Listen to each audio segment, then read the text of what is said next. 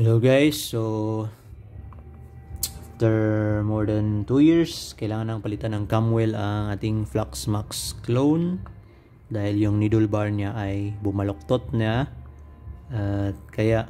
So gumawa ako ng video last time na pag i-andar mo siya, lalabas dito nakatatak is overload, kung hindi overload is short.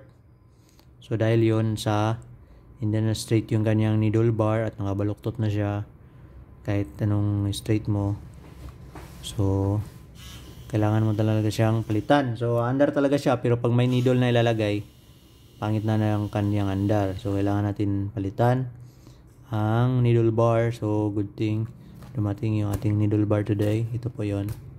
So needle bar at Camwell pala, kailangan natin palitan.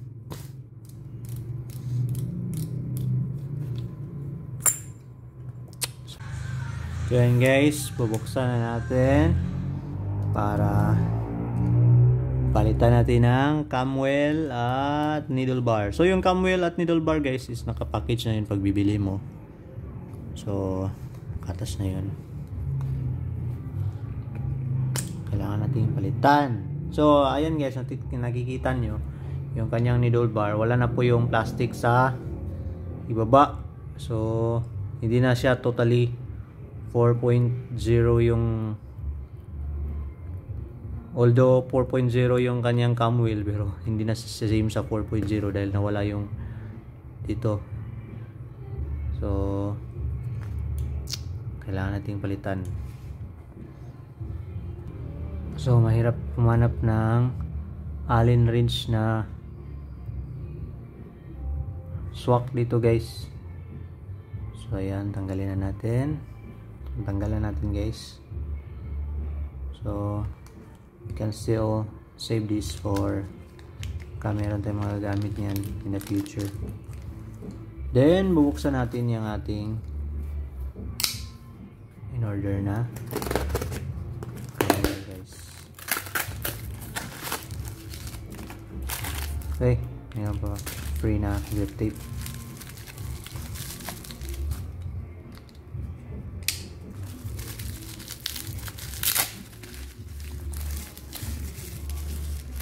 So ito na po yung Camwell na in order natin.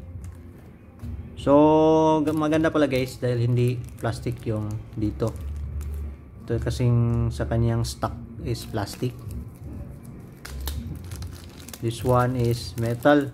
Tapos meron siyang free na dalawang Allen wrench. So this is Flux. Ano siya dito? Flux 4.0. Dapat Fluxmax eh. So i-compare natin sa previous guys kung magkasing laki lang ba sila guys para hindi ma-backjab. Compare natin guys. What do you think guys? Magkasing laki ba guys? So I think they have the same size sa bearing at sa dito sa likod. Parehas lang din. Pero mas solid to guys. Tingin ko mas solid to na Camwell kaysa dito. Okay. Pero ito pa rin yung gagamitin natin. Tapos pag masira to guys, we can still reuse this one. At saka ililipat lang natin itong needle bar dito. Pero as of today, gagamitin natin ito.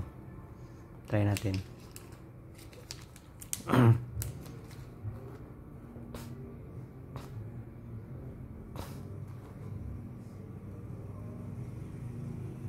Higpitan natin yung needle bar niya.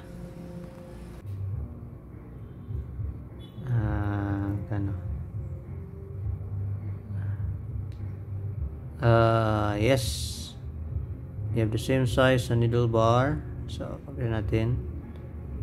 Yan guys, kasing haba lang din sila ng needle bar.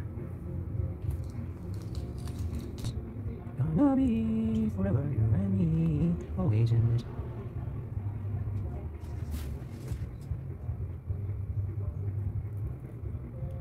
Kita natin guys para hindi siya maling. Yan guys, kakabit natin uli. So malalaman nyo guys if perfect yung pagkakabit natin pagbalik natin ng kanyang cover is hindi mahirap. Kasi pag hindi perfect, pagbalik ng cover, mahirap kasi hindi siya ma-shoot dito sa hole. Ayan. So perfect to guys kasi yung needle bar talagang sok na sok dito sa butas. So that means perfect yung pagkakabit natin ng cam well at na center talaga siya yung kanyang needle bar. So ayan.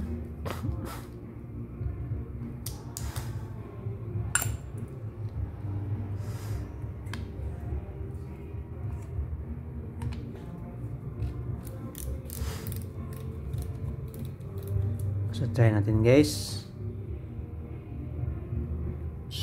Yan guys. Pwede na siyang gagamitin uli. So dahil napalitan siya ng needle bar from more than 2 years, may extend naman ang lifespan ng machine na to. Yes, aabot pa to ng 3 years. Okay guys, so for today, thanks for watching.